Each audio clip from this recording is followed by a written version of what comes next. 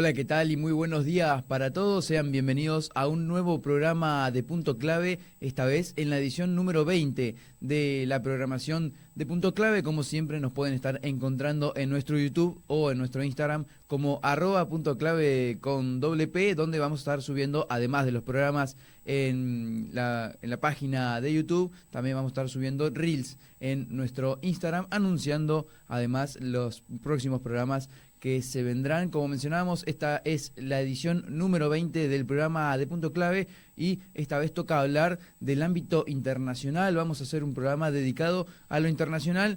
Muchas cosas suceden en la Argentina, pero también suceden alrededor de todo el mundo y esta vez hay que hacer foco en esta cuestión y vamos a empezar con un tema que ya cumplió 2 años desde que se toca básicamente todos los días, porque vamos a hablar de la guerra de Gaza entre Israel y el grupo terrorista Hamas, que están ubicados en el frente, en la franja de Gaza, y para eso tenemos a Martina Bianchi. ¿Cómo estás, Martina? Muy buenos días. Muy buenos días, Sebastián. Así es como vos venís mencionando, pareciera ser que se encamina todo hacia el posible acuerdo, como bien decís vos, en los días posteriores a cumplirse 2 años de aquel 7 de octubre, de aquel primer ataque de Hamas a Israel.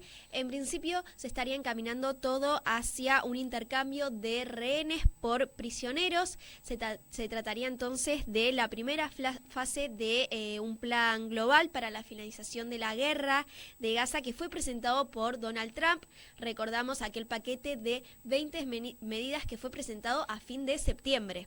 Exacto, ese día que Donald Trump básicamente anunció que Hamas e Israel lograrían un acuerdo para intercambiar rehenes, como mencionabas vos, por prisioneros, y este sería el primer paso para poner fin a la guerra, que en el día de hoy tendría su relevancia mayor, porque en la tarde se estará obviamente cerrando este acuerdo, ¿no es así? Sí, así es, aquel acuerdo que tuvo rápidamente el visto bueno por parte de Israel, que presentaba 2 posiciones por parte de Hamas y que ahora, según lo anunciado por el presidente Donald Trump, tanto Israel como Hamas han firmado la primera fase de este plan de paz.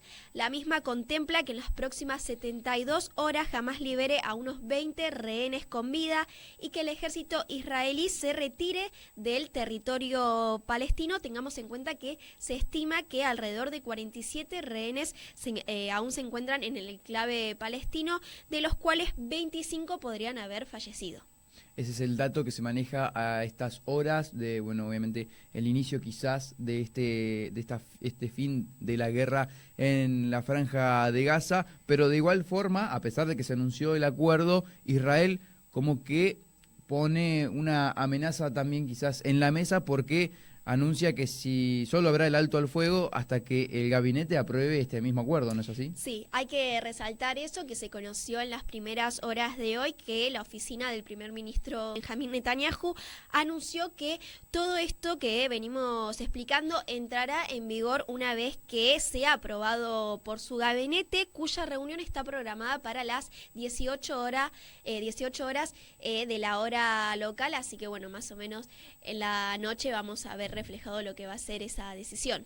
Esperemos que sea finalmente ese acuerdo que traiga paz a esta zona de Medio Oriente, donde constantemente se han realizado también bombardeos y ataques por ambos lados, ¿no es así? Sí, hablábamos recién de lo que contemplaba para Israel la liberación de aquellos rehenes, que también se encuentran algunos sin vida. Por el lado de Hamas contempla la liberación de 1.950 prisioneros palestinos, incluidos 250 condenados a condena perpetua y 1.700 detenidos en la franja de Gaza. También tenemos que recordar que este acuerdo propuso la amnistía para aquellos oficiales que entreguen sus armas de Hamas, sí, y colaboren pacíficamente con lo establecido. Y hablando del grupo de Hamas, este grupo terrorista de la Franja de Gaza, también estaba contento con la decisión de Donald Trump, ¿no? Con ese primer paso que se había dado hacia el fin de la guerra.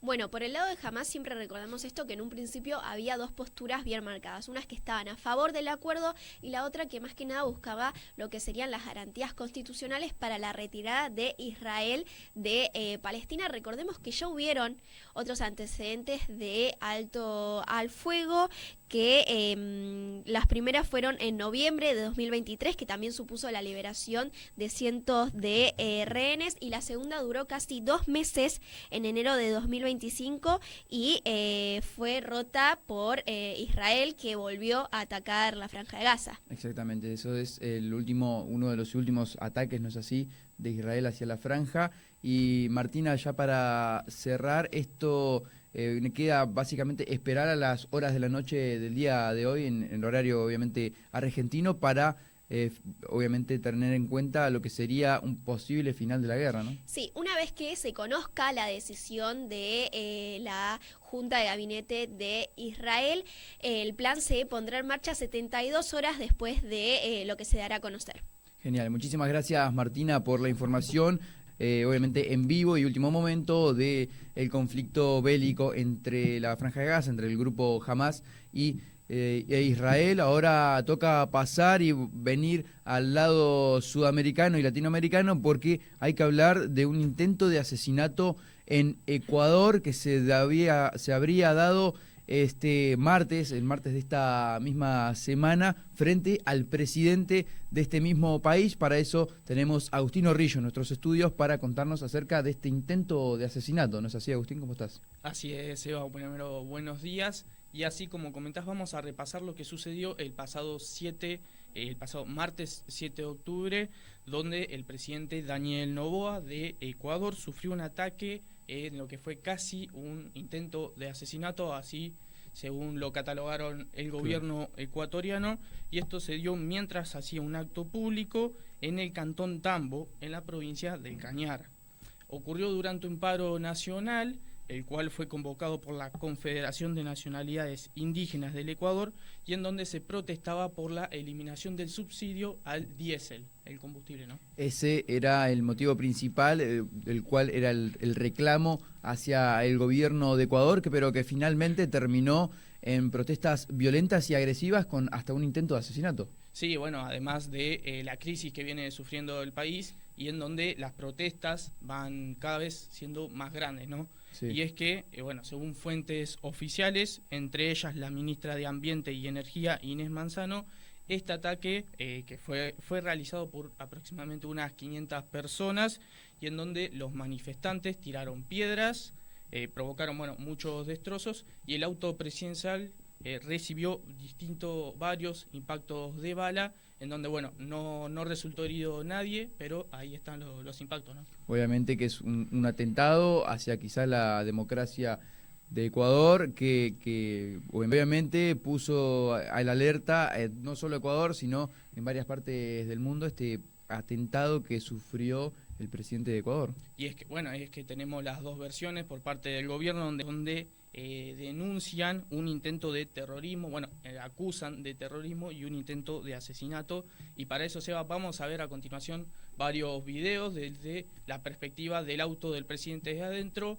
Vamos a ver cuando filmaron los impactos de bala que recibió el auto. Vamos a ver también desde más lejos, que se puede ver a los manifestantes. Y por último, una huelga que ha sucedido en un hall de un hotel, en donde lo hacen bajo carteles y los hashtags "fuera no va afuera" y "nos gobiernan delincuentes".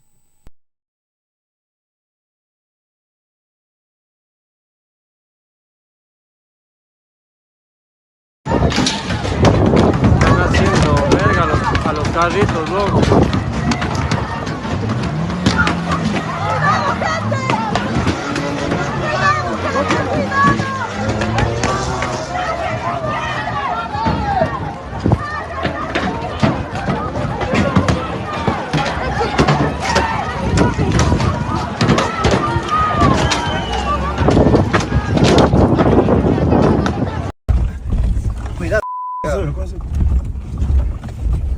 Coge seguro, agacha la cabeza, agacha la cabeza, agacha la cabeza, agacha la cabeza, agacha la cabeza, agacha la cabeza, agacha la cabeza, agacha la cabeza, agacha la cabeza. ¿Sí? Sí, sí, no me da.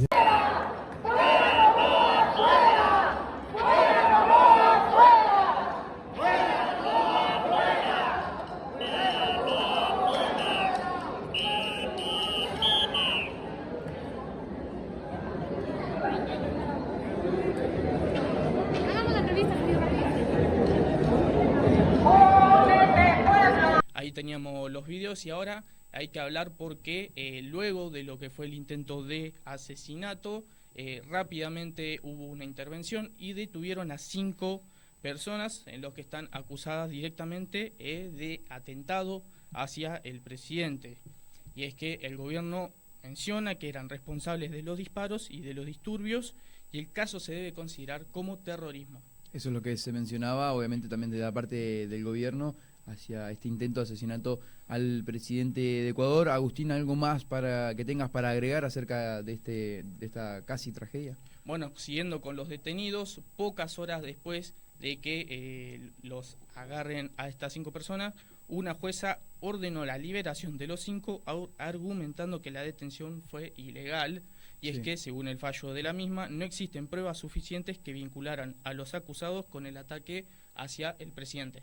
Genial, bueno, muchísimas gracias Agustín por la información acerca de este atentado que sufrió el presidente de Ecuador en el día martes de esta misma semana, de este 7 de octubre. Como mencionaba Agustín, nosotros tenemos que ir a una pequeña pausa, pero vos quedate que ya volvemos con más.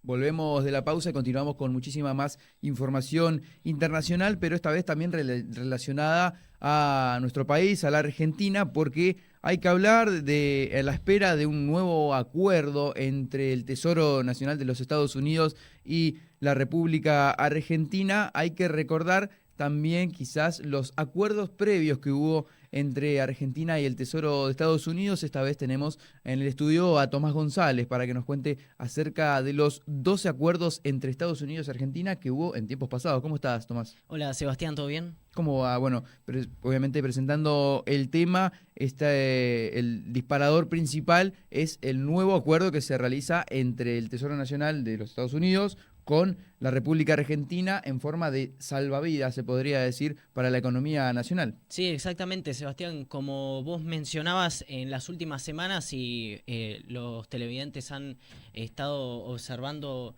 las noticias o diferentes portales gráficos. En las últimas semanas, como decíamos, el gobierno de Donald Trump se comprometió a hacer todo lo que fuera necesario para apoyar a la economía argentina, que como sabemos no se encuentra en un buen momento, y al mismo tiempo brindándole un apoyo crucial al presidente que está en apuros, a Javier Milei, antes de lo que serían las elecciones legislativas, que recordemos que son el próximo domingo 26 de octubre. Con respecto a esto, el secretario del Tesoro, Scott Bessent, dijo que Estados Unidos está dispuesto a ofrecer préstamos al Banco Central Argentino, compras de divisas y compras de deuda pública argentina denominada dólares estadounidenses del Fondo de Estabilización Cambiaria del Tesoro para mantener la economía argentina a flote. Esas eran las palabras textuales. En resumen, el Tesoro norteamericano manifestó esa voluntad también de tomar las medidas necesarias para sostener a la economía argentina. Estos dichos alrededor del 22 de septiembre de este mismo año. Claro, exactamente. Así como tal como lo informó el medio New York Times.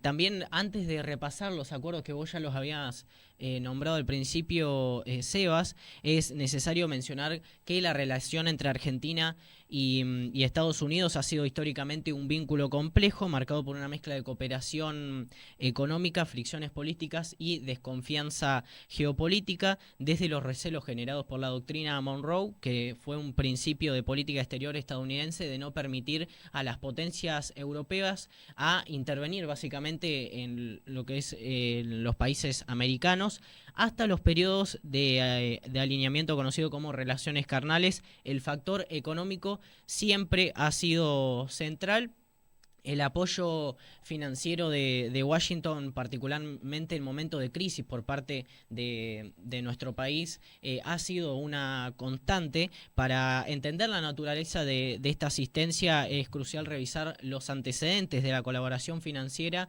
que se articuló principalmente a través de un mecanismo clave, que es el Fondo de Estabilización Cambiaria del Tesoro estadounidense.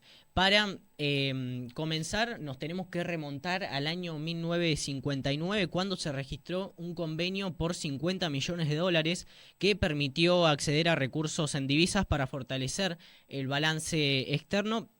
El acuerdo habilitó retiros parciales del monto total y fijó mecanismos de reembolso en función de la evolución de la economía argentina. Claro, este primer acuerdo es con Estados Unidos, pero con el Tesoro norteamericano, ¿no es así? Claro, exactamente. Después, ya en junio de 1962, autoridades argentinas y el Tesoro estadounidense pactaron otro acuerdo por el mismo monto que lo habían hecho años atrás, que es el $50 millones. Argentina utilizó ese dinero disponible y dejó saldadas sus obligaciones en octubre de 1963. Ese ciclo marcó justamente una etapa de colaboración bilateral destinada a fortalecer la posición externa del país sudamericano. Después, ya en el tercer acuerdo, que fue en mayo de 1967, Sí. la cifra, y ya acá se empieza a notar que va escalando ese monto en aspecto, bueno, en relación a los números,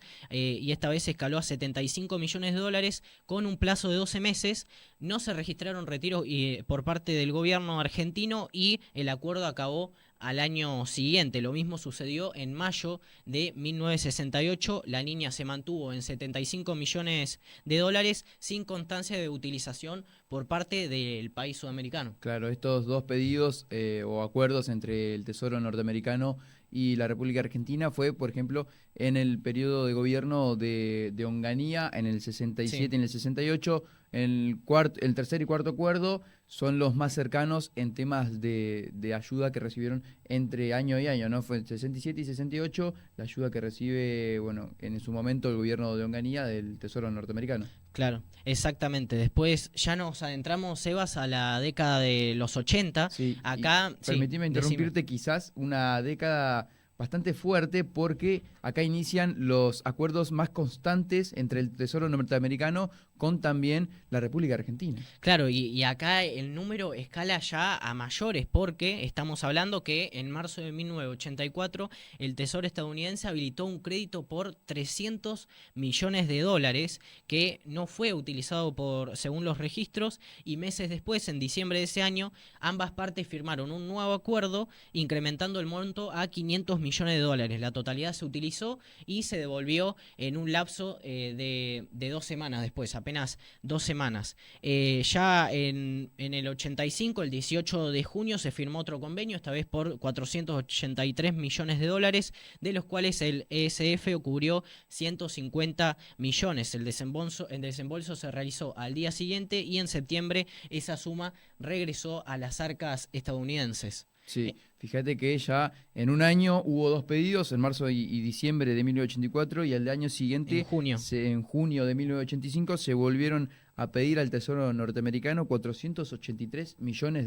Sí, casi 2 años después, en marzo del 87, se suscribió un acuerdo donde se vio un aumento en la cantidad total de dinero. El crédito ascendió a $500 millones con una participación del ESF de 225 millones, cuando años atrás había cubierto 150 millones. Así que estamos hablando de una diferencia significativa. Después Argentina tomó el dinero rápidamente y lo devolvió solo 4 meses después, es decir, en julio. Ese patrón se repitió en octubre del 87 y en febrero del 88 con líneas de crédito incluso más grandes. Estamos hablando de 675 millones y 550 millones de dólares. En el último caso, el ESF de Estados Unidos financió la totalidad de los 550 millones, demostrando, ¿no?, su compromiso directo para evitar una crisis mayor económicamente hablando en nuestro país, y actuando también como una especie de bombero para mantener la economía argentina a flote. Claro, recordemos que en esos años, alrededor de 1984 y 1988, fue el gobierno de Raúl Alfonsín, destacado quizás también por una destacada hiperinflación en la economía argentina, y vos fíjate que en el 88 es uno de los últimos acuerdos entre el Tesoro norteamericano, que era para ya mantener a flote la economía del país. Claro, en octubre de 1988 otro convenio de 500 millones de dólares se dio. El ESF cubrió 265 millones del monto total. Argentina utilizó el préstamo en noviembre y lo devolvió en febrero del año siguiente. Y el último acuerdo del que se tiene registro es durante el gobierno de Carlos Saúl Menem en el 28 de marzo de 1995, donde la suma autorizada alcanzó los 1.000 millones de dólares, con un aporte del ESF de 250 millones. El préstamo se utilizó en mayo y se devolvió a finales de ese año. Sí, ya pasaron 30 años de ese último acuerdo, el número 12 de estos acuerdos que mencionabas vos, Tomás, en el gobierno de Carlos Saúl Menem. 30 años después se vuelve a pedir quizá una ayuda al Tesoro norteamericano con el gobierno de Javier Milei y Luis Caputo como ministro de Economía. Bueno, sí, claramente Caputo y Bentsen se habían reunido, ¿no?, para llegar a este posible acuerdo después de casi 30 años de cuando Carlos Saúl Menem era el presidente de la nación, y también cuando Bill Clinton era el presidente estadounidense.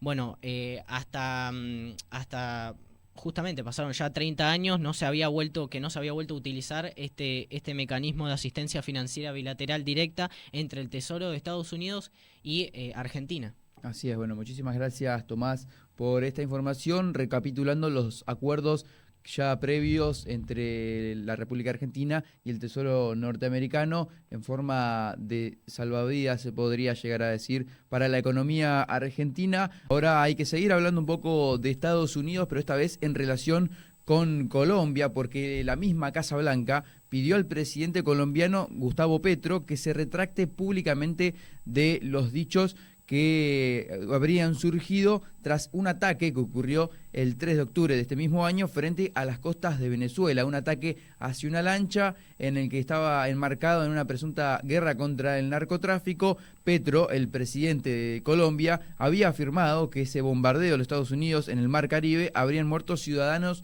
colombianos.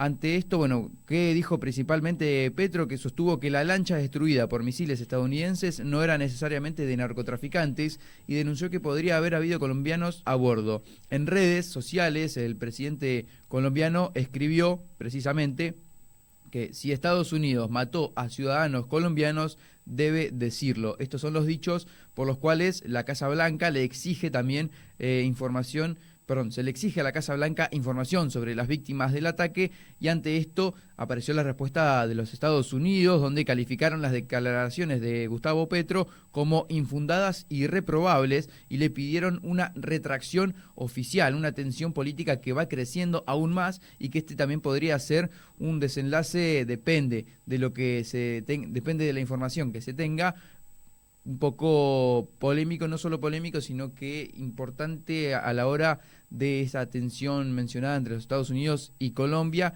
las cuales ya ha escalado considerablemente.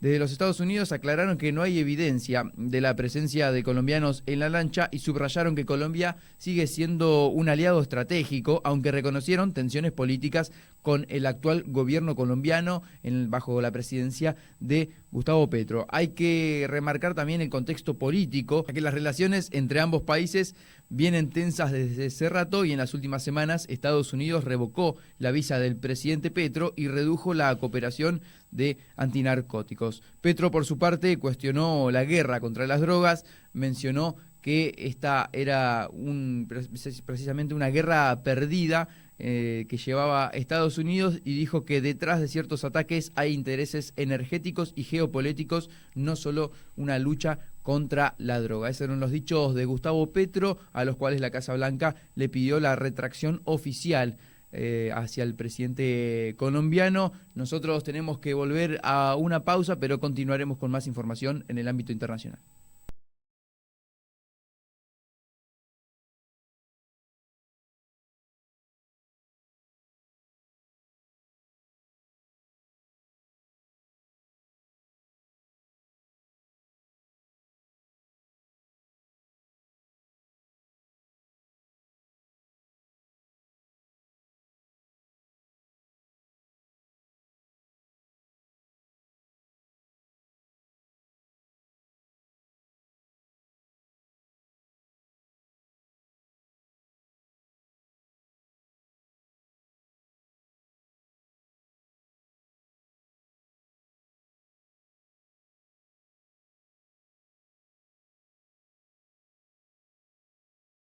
Volvemos del corte y continuamos con muchísima más información en Punto Clave. Hablábamos recién de un ataque a una lancha en las costas de Venezuela, para ahora meternos directamente en el país latinoamericano y precisamente en las últimas informaciones que hay acerca del mandato de Nicolás Maduro en Venezuela y un conflicto que va escalando también con los Estados Unidos. Para eso volvemos a tener a Martina en el estudio para que nos cuentes, bueno, cómo es la situación de Venezuela en la actualidad.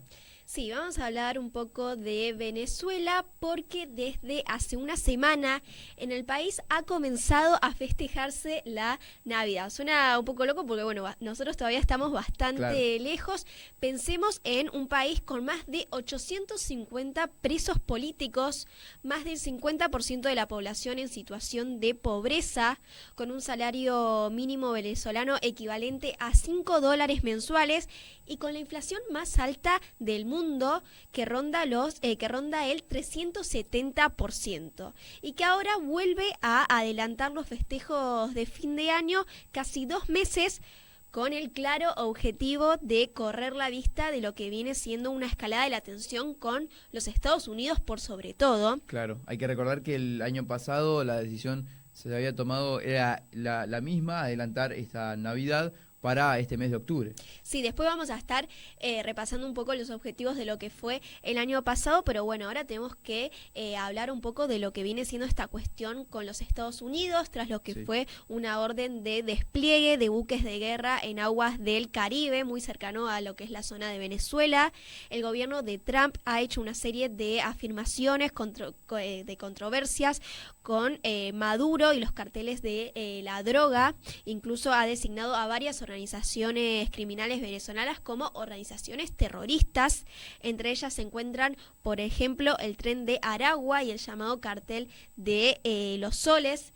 De estas organizaciones con sede en Venezuela es que se acusa a Maduro de ser la cabecilla de control de todo lo que viene siendo el mercado de la droga en el Caribe. Exactamente, una escala en las tensiones con Estados Unidos que se deben a este motivo principal también, ¿no? Sí, de hecho, en los últimos meses la Fiscalía Republicana anunció una recompensa de $50 millones por información que conduzca el arresto de Maduro, por esto que venimos diciendo, por supuestos vínculos con el narcotráfico internacional.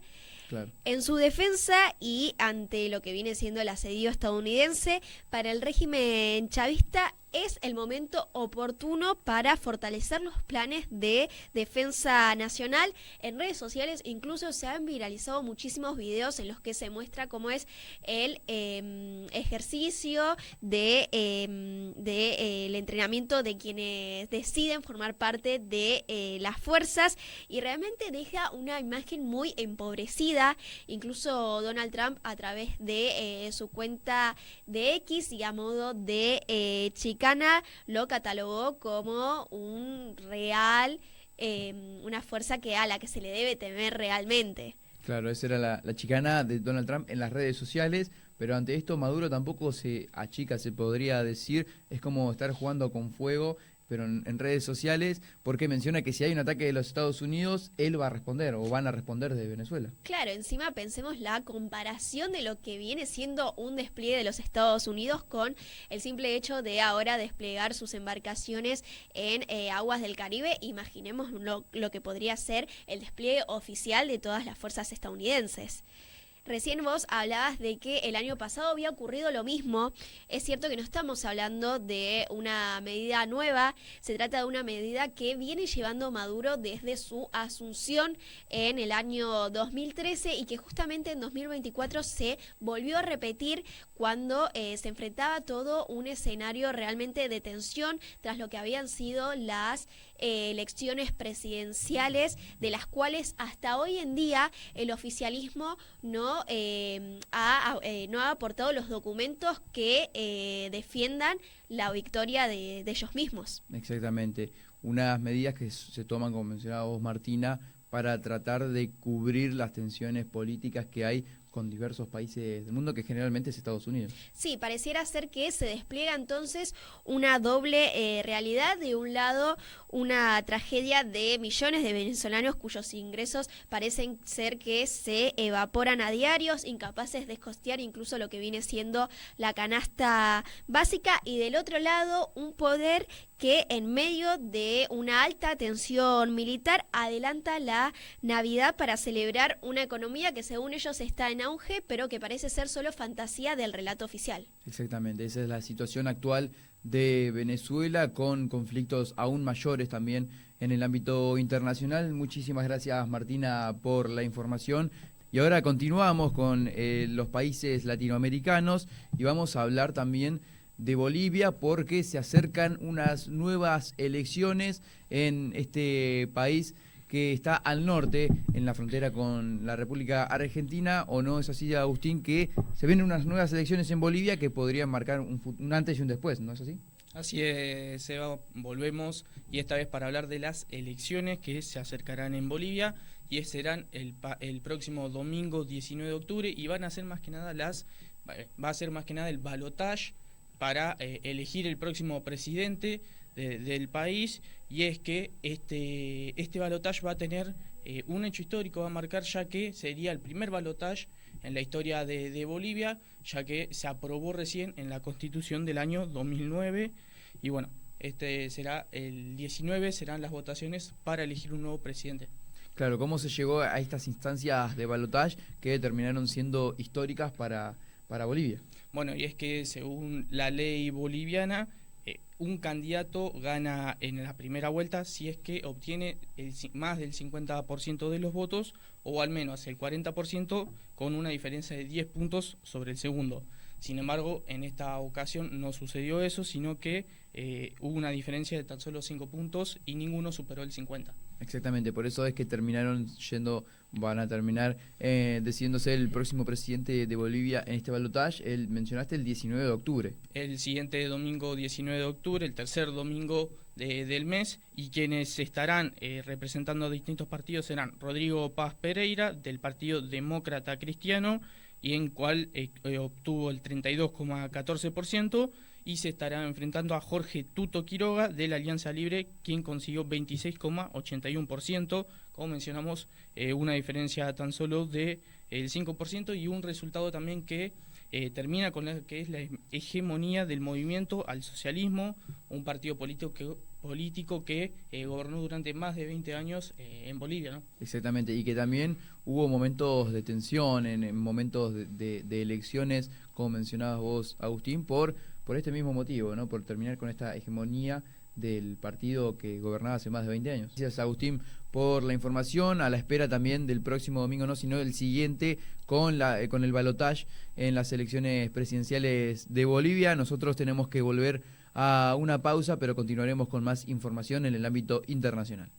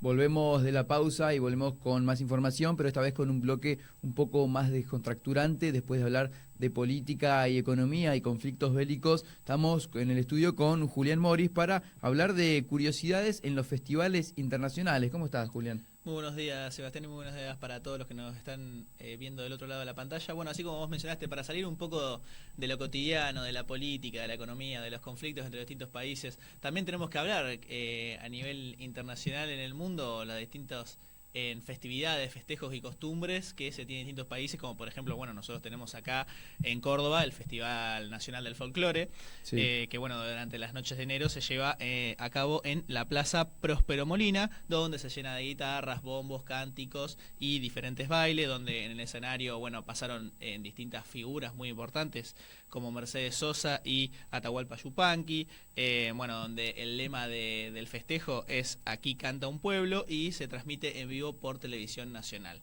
Pero hablando de distintos países, por ejemplo, podemos ir a España, a Valencia, un pueblo de Valencia más precisamente llamado Buñol, donde se lleva a cabo un festival bastante raro, por así decirlo, no creo que sea muy común, que es la tomatina. ¿Qué es la tomatina? Claro, básicamente. Creo que es relacionado a algo al tomate, supongo, ¿no? Exactamente, muy bien, acertaste. Justamente, donde la gente se lanza tomates.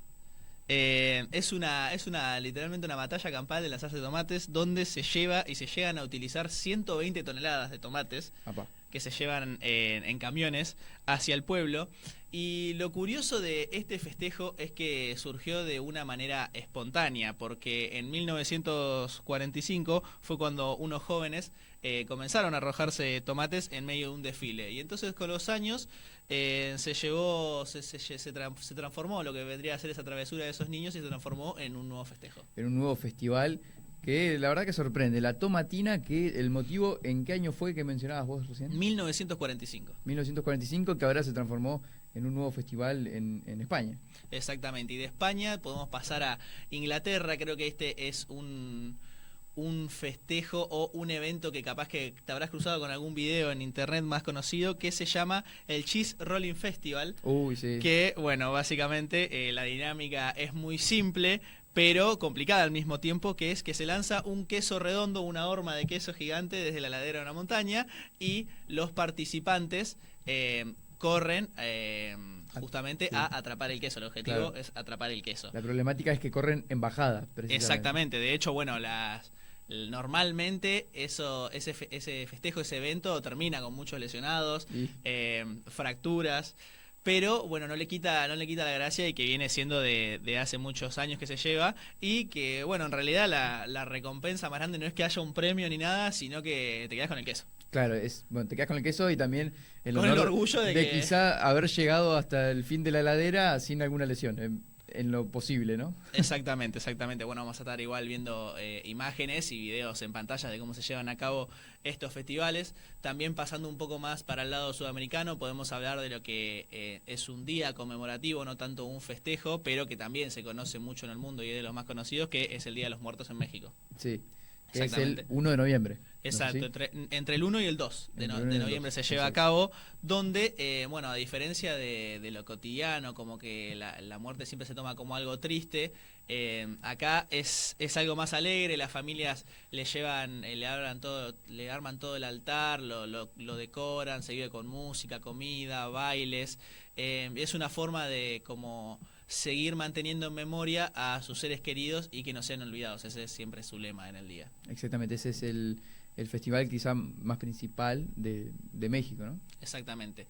Volviendo para el sector de Europa, tenemos que hablar también de otra guerra, pero esta guerra no es de tomates como en España, sino que se lleva a cabo en el norte de Italia, más precisamente en el carnaval de Ivrea, donde se lleva a cabo una batalla campal, pero de naranjas. De naranja. Bueno, van cambiando de frutas y verduras también constantemente. Exactamente, durante 3 días, en grupos de vecinos y bueno, ciudadanos del lugar, se lleva a cabo justamente una batalla donde se lanzan naranjas. Esto, a diferencia de lo que fue de España, que fue una broma o algo que estaban llegando unos chicos a cabo de lanzarse tomates, esto viene de muchos años atrás, donde nos tenemos que remontar a lo que fue una revuelta medieval, donde se le lanzó naranjas a un tirano que había en Italia, Italia, claro. exactamente, como una protesta política. Bueno, fuerte, igual que las naranjas es bastante, quizás más pesada que un tomate, ¿no? Creo que sí, y bueno, igual, de todas maneras también una característica que tienen es que la gente que no vaya a participar y no quiera participar, se les pide por favor que se pongan un gorro rojo para saber que no están participando del evento. Sí, un casco también por las dudas. También para que no le vuelen la cabeza. Podemos pasar a lo que es en Escocia también otra celebración que se lleva a cabo en las Islas Shetland, donde en cada enero se realiza un festival vikingo.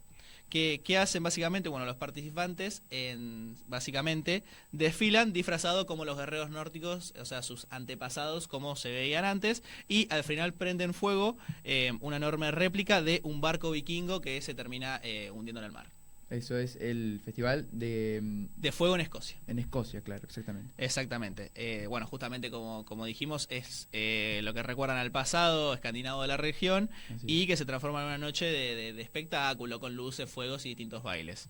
Podemos también hablar de lo que es el Festival del Agua en Tailandia, que puede ser más alegre. Se celebra cuando es el Año Nuevo Budista, Sí. que se celebra en abril. Básicamente se inmersa en una batalla de agua en las Batalla de calles agua. de todo el mundo. Exactamente. ¿Cómo sería esa batalla de agua? No, todo el país, todas las personas participan básicamente con pistolas de agua, baldes, bueno, lo que conocemos acá como bombuchas, todo, o sea, Claro. todo lo posible, además de que igual hay figuras grandes como en los desfiles que lanzan agua precisamente. Sí, eso en Tailandia en abril. Es más tranquilo que un tomate y una naranja, Sí, obviamente. creo que sí. Creo Después que es tenemos preferible. algo particular que es la carrera de esposas en Finlandia. Básicamente se lleva a cabo en el pueblo Sonkajarvi y se celebra una competencia insólita. Básicamente, los hombres deben correr y sortear una pista de obstáculos con su esposa, su mujer cargada a los hombros. Ay, pobre, si se llegan a caer sería un problema importante, ¿no? Para la pareja. Es complicado porque tenés que sortear varios obstáculos y diferentes charcos de agua, pero la recompensa no es menor. ¿Por qué? Porque el que gana, básicamente luego el hombre termina cargada a su esposa, se pesa a la esposa y lo que pese la esposa lo ganás en cerveza. Ah, sí, o sea, la cantidad de kilos es lo que ganas en Exactamente. litros te de lo ganás cerveza. En cerveza. Increíble. ¿Ahí te gustó para participar o no? No, eso me parece, lo trajiste vos en especial por ese mismo motivo, me parece. No, para nada. Y bueno, ya como para ir cerrando también compartimos un distinto festejo donde, por ejemplo, tenemos el Festival de Chocolate en Óbidos, en Portugal, que durante 10 días la ciudad medieval se convierte en un templo del chocolate. ¿Por qué? Porque hay esculturas gigantes de chocolate, concursos de pastelería y hasta desfiles temáticos. Todo gira en torno a lo que es el cacao y bueno, siempre atrae a miles de visitantes. ¿Y por qué dije que compartimos? Porque también nosotros tenemos lo que es la fiesta de chocolate en Bariloche, Y claro. en Semana Santa, que cada año se realiza una barra de chocolate de más de 150 metros acá en Argentina. Y se reparte entre todos los visitantes que están en esos días. Bueno, increíble la cantidad de festivales quizás curiosos y extraños que hay a nivel mundial y que no solo están presentes en la Argentina. ¿Te quedó alguno más para remarcar? Bueno, creo que podemos mencionar por último también uno de los que tenemos acá en Argentina, que también tenemos la fiesta del chamamé Sí. en Corriente, que bueno, se lleva a cabo música, baile y el famoso Zapucay. Donde bueno, el mayor evento es el mayor evento del litoral argentino y también está reconocido por el UNESCO, donde reúne a varios artistas argentinos, paraguayos, brasileños y con más de 300.000 visitantes en cada edición. Genial, bueno, muchísimas gracias Julián por traernos esta parte quizás descontracturante del programa con estos festivales curiosos a nivel mundial. Nosotros vamos a la última pausa del programa y volvemos con el final del mismo.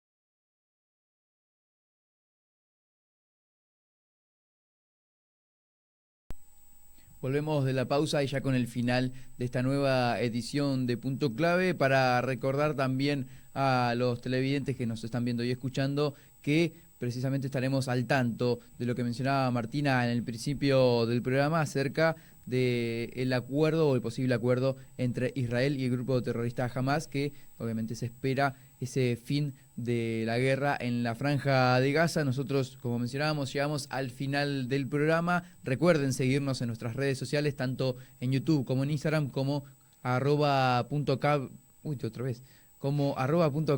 con doble P, donde estaremos subiendo, además de los programas y las ediciones, algunos reels avisando que los programas ya están disponibles en nuestra página de YouTube. Les agradecemos por la compañía y nos reencontraremos en la próxima edición de Punto Clave.